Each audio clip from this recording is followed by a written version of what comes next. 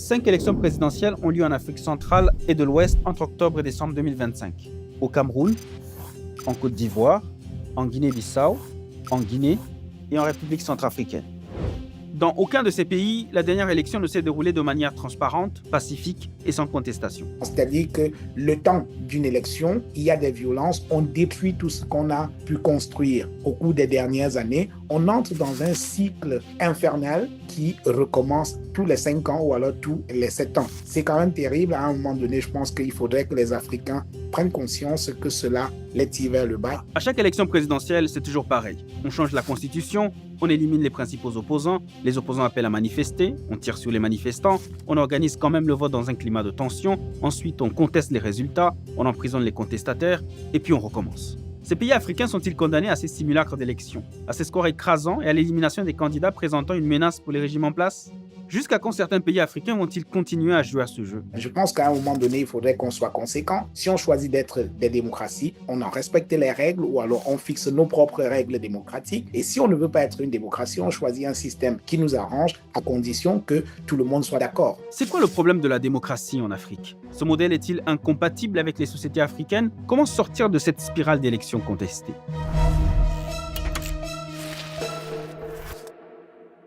Pour commencer, il faut d'abord qu'on s'entende sur ce qu'on met dans le terme démocratie. La démocratie, pour moi, c'est un certain nombre de valeurs. En dehors des élections, il y a un certain nombre d'autres choses qu'on met dans la démocratie. C'est le respect des droits de l'homme, des libertés publiques, la liberté de la presse, la séparation des pouvoirs, ainsi de suite. Ok, maintenant intéressons-nous particulièrement aux élections. Autant je suis d'accord sur le fait que les élections, c'est devenu une simple stratégie, un simple moyen de légitimation des pouvoirs en Afrique, autant je ne suis pas sûr que le problème, ce soit la démocratie. C'est aussi ce que pensent majoritairement les Africains selon l'enquête 2024 du réseau de recherche panafricain Afrobaromètre.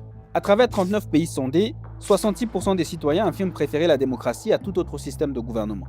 Plus de 80% désapprouvent la dictature et 78% sont contre le régime à un seul parti.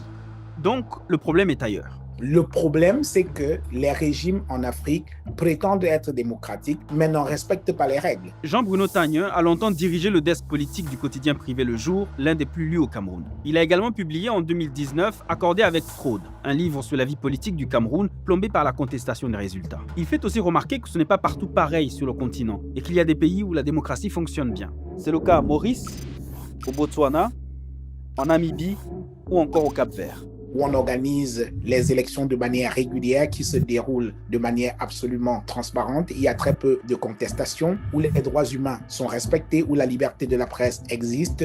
Ces pays-là existent en Afrique. Le drame, c'est que malheureusement, les mauvais exemples sont toujours en Afrique francophone. Et je me demande bien pourquoi. Pour lui, quand il s'agit d'élections présidentielles, surtout en Afrique francophone, on est toujours dans le paraître, une sorte de théâtre électoral. Le Cameroun, par exemple, où les élections, c'est tout sauf un mode de dévolution du pouvoir par le peuple, où c'est vraiment quelque chose qu'on organise comme ça pour se donner un vernis démocratique. Je vous explique. Les systèmes politiques post-indépendance ont échoué en Afrique. Ce n'est pas moi qui le dis, c'est l'auteur Jacques Chevrier.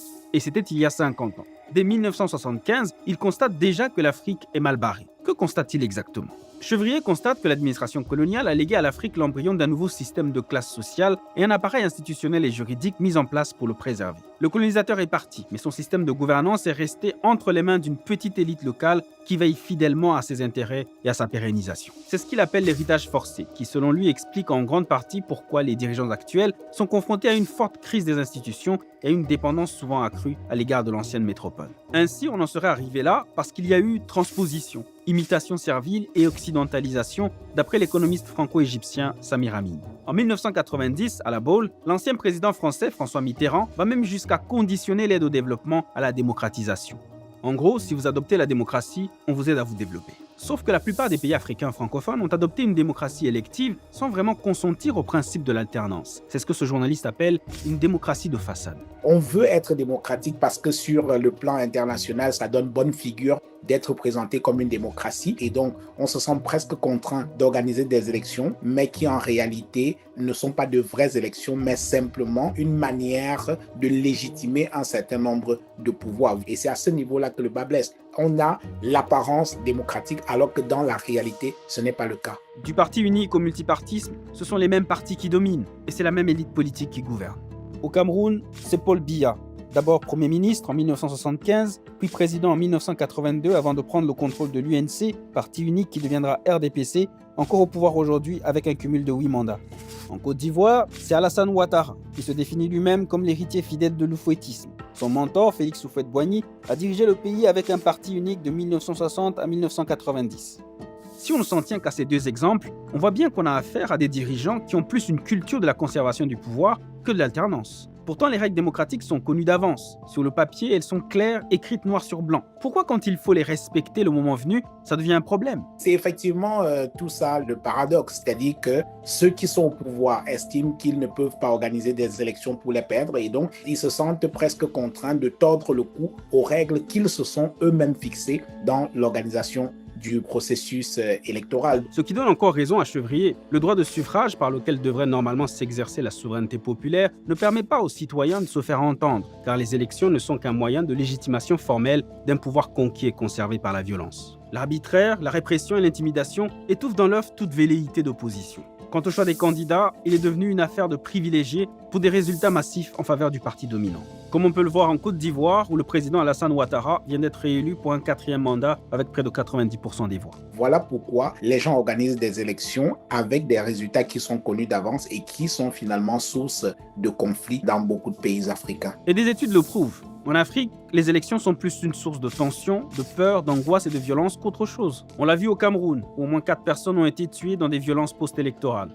On le voit déjà en Guinée-Bissau, où la principale coalition de l'opposition, exclue des présidentielles et des législatives, a appelé à la paralysie du pays. On le voit venir en Guinée, où la suspension des 2 principaux partis d'opposition risque d'aggraver les clivages politiques à l'approche du scrutin. Ou encore en République centrafricaine, où la question de l'identité s'invite dans l'élection et fait à nouveau planer le spectre de la division et des tensions intercommunautaires. Comment l'organisation d'une élection qui est supposée permettre au peuple de choisir ceux qui vont diriger le pays, ceux qui vont répondre à ses aspirations de développement, comment ce choix-là peut devenir un grand moment d'anxiété où les gens ne savent pas de quoi demain sera fait. Ensuite, vous avez la justice qui est politisée chaque fois que les circonstances l'exigent. Les juges de la République sont d'abord les juges du parti au pouvoir. Et ceux qui étaient censés dire le droit ne sont finalement réduits qu'à couronner le roi. Biya Paul. Exemple plus récent avec le Cameroun, où le président du Conseil constitutionnel, Clément Atangana, affiche, coupe de champagne à la main, son contentement après la proclamation de Paul Biya comme vainqueur de l'élection. Je suis content que vous vous réjouissiez à la fois du travail fait par votre père et la victoire de votre candidat.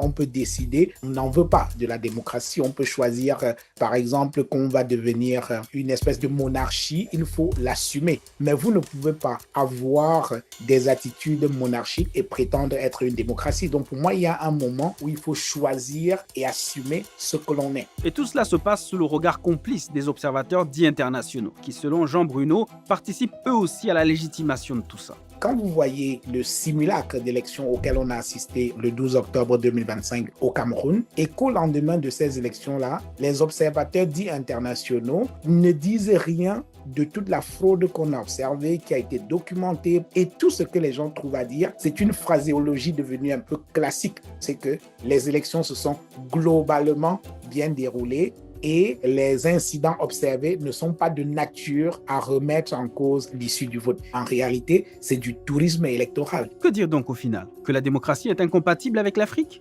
L'essayiste camerounais pense qu'il ne faut pas réduire le problème à une simple question de sémantique. On peut appeler le système politique de n'importe quelle manière. Le plus important, c'est le contenu que l'on donne au système politique qu'on aura choisi d'appliquer. Pour Jean-Bruno Tagneux, au lieu de copier-coller les systèmes des autres, les pays africains pourraient s'inspirer de leur propre culture et tradition pour adopter un système politique qui leur sied. Encore faudrait-il en respecter les règles et de bonne foi. Quand vous regardez des pays comme la Chine, comme la Russie, ainsi de suite, les dirigeants de ces pays-là ne sont pas du tout gênés qu'on dise qu'ils ne sont pas des démocraties. Or, en Afrique, on se bat pour être traité, pour être qualifié de démocratie, alors qu'on n'en respecte pas les règles. Et c'est pourquoi il y a actuellement dans tous ces pays un divorce entre le peuple et le parti, entre le peuple et la classe politique, entre le système et ceux qu'il est censé servir. Et comme le peuple est déçu de la démocratie et qu'il se sent impuissant face à ces dirigeants qui l'instrumentalisent, il se tourne parfois vers le seul espoir qui lui reste, l'armée.